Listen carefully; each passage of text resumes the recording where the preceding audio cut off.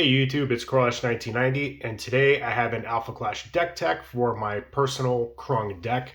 After the Progenitor's Gambit, Krung won it both in the Philippines and here in the US, so I figured I would show off, what I got going. And again, keep this in mind, it's a casual deck. I'm a kitchen table player. I don't play competitively, so this deck it definitely does look a lot different than the Krung decks that won the Progenitor's Gambits. So anyway, let's get on into it, starting with the contender.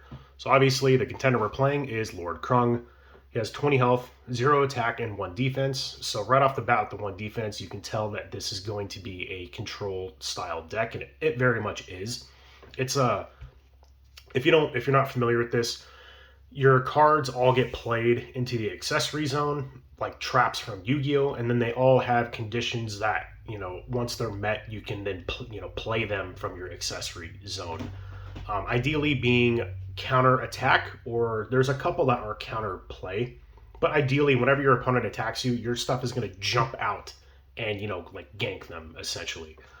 So the first ability we have active here is whenever a discarded clash card you control enters play from anywhere other than your hand, i.e. the accessory zone or your Oblivion, you get to draw a card. So any contender that has an inherent draw card ability on its face is always very good, and Krung definitely does that. It basically makes every, ambush card you have also say draw 1 card when played.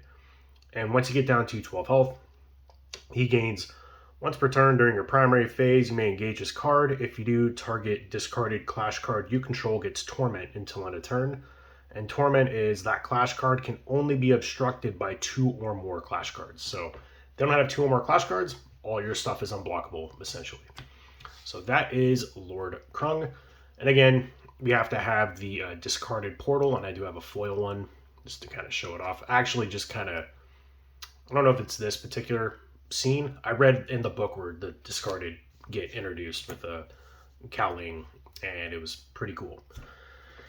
So our deck is split up into some chunks here. There's our non-ambush cards. These are our ambush clash cards. And then the rest of the deck I'll go over kind of separately. So when playing Lord Krung, there are definitely 2 cards that I would say you absolutely have to have a full playset of, and that is both of these. This one is kind of like a little secondary thing. I'll get into that in a second. So playing black in general, you're probably going to want 4 of each of these. These cards are used in a plethora of other decks too. But Lord Krung, I don't even know what is it, Ruthless Warlord. I just always play it. But it's a 2-drop, 2/2. It has Necrotic, which is Death Touch, which is partly why it's played in a bunch of other decks. And then it says other discarded clash cards you control get +1/+1. So you are going to be flooding the board with a ton of clash cards. So getting as many of these out as possible is always key, and it's really not that hard to do in this deck. There are ways to tutor form. I'll explain later. And then one of my all-time favorite Alpha Clash cards in general is Rizlak Ferocious Threat. It's a 3-drop, 2/3, though you're pretty much never going to play that for its ability. You can, but I personally don't. Its first ability is during your primary phase, you can discard this card. If you do, activate the portal. Lord Krung wants the portal to be open at all times, so always, having free ways to activate the portal is great. That's what this guy does as well. And then during your primary phase, you can pay 2. If you do, put this card from your Oblivion. Now, you play this card from your Oblivion, and then when this card would be banished, or whenever it dies, it vanishes. So you could hard cast it, block it, dies, play it again, and then it gets banished and gone forever. But ideally, the best thing to do is to discard it, activate the portal, pay 2 to play it, and then Lord Krung's ability allows you to draw a card since you played this from outside of your hand. So generally it costs 2 to activate the portal just in general, but being able to pay 2, get a 2/3, and draw a card is 1,000 times better. So yeah, definitely highly recommend if you're playing Lord Krung, just get your play sets of those. And then finally for our non-ambush clash cards, I am playing 4 of this just because it's like this deck has a lot, like 3 different card types essentially, and then as many duplicates of those types as I can have. This guy is like another version of this. It's a 1-drop 0-1, and it says once per turn during your primary phase, you can discard this card from your hand. If you do, target discarded clash card. It gets +1/+1 until end of turn. Again, not super bad. And then at the start of your turn, if this card is in your Oblivion, you can banish it. If you do, activate the portal. So ideally, discard it, pump something up, swing, next turn. If they somehow close the portal on their turn, you can then banish this to reopen the portal, and then all your stuff is good to go again. All right, now for all of the ambush cards. There is a good chunk of them in here. And first off, I am playing the legendary Lord Krung the Barbarous. It requires a blue to be played from hand, but from the accessory zone, it's all black, so there's no other blue cards in here. This is a mono black deck. You cannot play this card from hand. You never do anyway. But it's a 4/3 with Ambush and Unrivaled. It has counterplay or counterattack, so it can be triggered off of both of the counter conditions that Ambush cards need. And then you could pay triple black. If you do, put this card from your, play this card from your accessory zone, which then Lord Krung will draw you a card. Trigger enter. Send target engage clash card to Oblivion. If the clash card had an initial resource cost of 4 or more, you may put a discarded clash card with an initial resource cost of 2 or less from your Oblivion into play. So pop something of theirs, you get something back.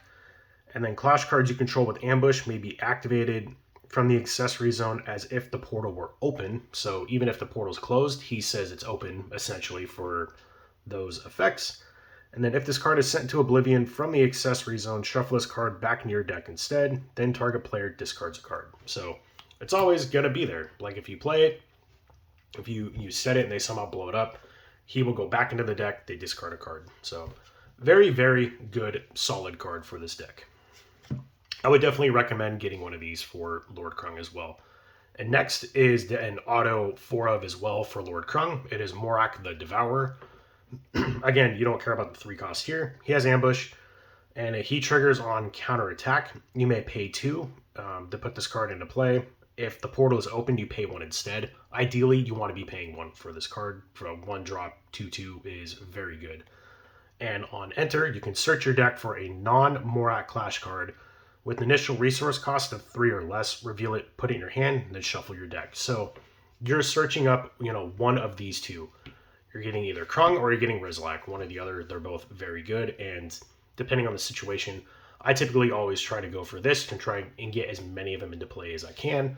But if you need free portal activation for whatever reason, or just another cheap body, Rizlak is always good. If this card would deal clash damage to an alpha clash card, it deals double that much damage to that clash card instead. So he really doesn't like alphas either. So Morak, very, very good. And another card you definitely need 4 of is Gur, Savage Aggressor.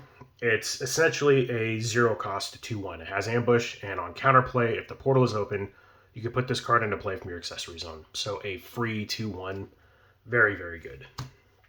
Definitely get your play sets of Gurs. Next, I am running full play set of Trug Guardian of the Gateway. It is a 3/2. It has Necrotic, which is why it's in here. And counterattack, you can pay 3. If the portal is open, you pay 2 instead. So 2 cost, 3/2 Necrotic, very similar to what this is. And then players can't play Clash Grounds. So if your opponent's playing like a Clash Ground dependent deck, that's always good. Ideally, though, it's just a card with Necrotic, and we can spam Necrotic stuff turn after turn after turn. So having more Necrotic cards is better. And then finally, I am playing for Rizlak Savage Creature, mainly because it's a 5 attacker with Ambush. As a counterattack, if the portal is open, you may pay 4 black. If you do, you put it into play. You reduce this cost for each clash card defeated this turn, which could be quite a bit. If you're having this guy swing into something bigger and they both die, this is now a 2-drop 5 attack. And on trigger enter, if the portal is open, all Clash Grounds lose all card effect and abilities until end of turn. So nullifying Clash Grounds. It's kind of like a common theme with the discarded. So anyway, those are all of the Clash cards. Quite a few ambush stuff, a decent amount of non-ambush stuff. And it's a lot of controlling effects, a lot of removal, a lot of tutoring. Very, control-y style kind of a theme here with that. So I'll kind of gather these up, put this over here. Now I'll get into the rest of the deck. The Clash Ground I'm choosing to play, I mean, you could play whichever ones you want. I don't really like playing a bunch of Clash Grounds in my deck. I always like to pick one and play 4 copies of it and call it good. So I'm playing Remote Cave. It's a good endgame finisher.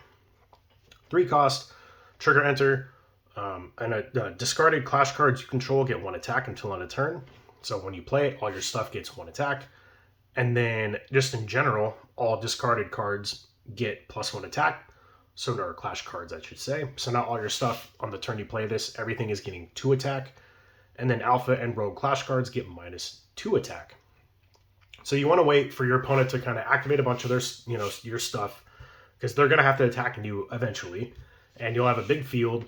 Play this, everything gets huge, and you just swing in and just blow them out of the water. That's essentially what Remote Cave is there for.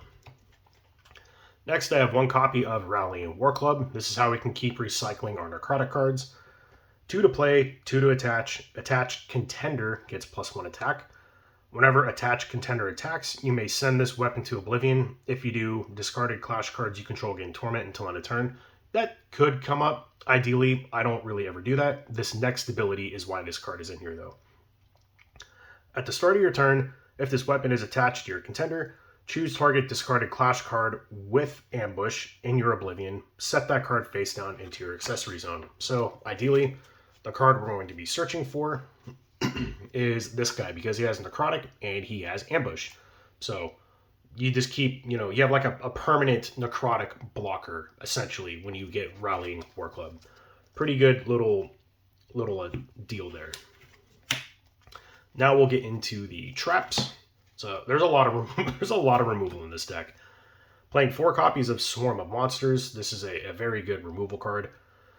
It's a 3 to activate. It's on counterplay. You may activate this trap when an opponent plays a Clash card. That Clash card is sent to Oblivion instead of entering play, so if it had enter abilities, they don't trigger because it never technically entered. And if the portal is open, target opponent can't play Clash buffs until end of turn as well. Yeah, that could come up. You may only activate this trap if you control a discarded contender or a discarded Clash card. So, again, being able to just nullify any Clash card entering play, very good. And then finally, for Sharpshooter Moxie, which is very similar to this card, it's 1 to activate. Counterplay, you may activate this trap when the Clash card with an initial resource cost of 2 or less is being played. That card is sent to Oblivion instead of entering play. So it's like a little baby version of this. Kind of think of it that way. I'm also playing 4 copies of To the Depths. Again, more removal, more better. This deck is just nothing but removal and waiting for our opponent to attack us. 2-drop, send target Clash card with defense power of 3 or less to Oblivion. So it's a good little early game removal piece. And then finally, I am playing for this Clash buff. You could play for Deflating if you want, but I like this card because I like necrotic stuff. Being able to just give anything necrotic is great. So you can only play this if your contender is black discarded, and you draw a card so it replaces itself, and then target Clash card you control gains necrotic until end of turn. Then if the portal is closed, discard 1 card. So always make sure the portal is open, but if your opponent could play around this, close the portal, and then swing. It's ideally what they're going to be doing, but still, you never know. Giving anything necrotic in general is great. Some card filtering at the very least is also great. So anyway, that is my Krung deck. This deck, I do enjoy playing this, though games against Krung do take quite a while. And the reason why I'm showing this is my main deck, the Genesis deck that I showed off in the previous deck profile video, doesn't really lose a whole lot, but Krung can beat it pretty consistently. And I would say for tips going against Lord Krung is just being patient. Try to create as big of a board as possible, counting your Clash cards versus how many they have in Oblivion, or not Oblivion, in their accessory zone, and trying to overwhelm Lord Krung in 1 or 2 turns is like the best way to combat that, or just straight burn stuff. It works really well too. Do keep in mind though that 1 defense will soak up a lot of damage over the course of a game. And yeah, that's pretty much it. This deck is great though. I do like that Alpha Clash has a very hard control style contender. Most games do, and it's something good for players to get used to the fight, even if you're in a Lord Krung mirror matchup and your game takes like 2.5 hours. But that doesn't happen here at the kitchen table, so I don't really care about that too much. So anyway, let me know what you think about the video down below. Make sure to like, comment, subscribe, and yeah, I'll catch you all next time. See ya.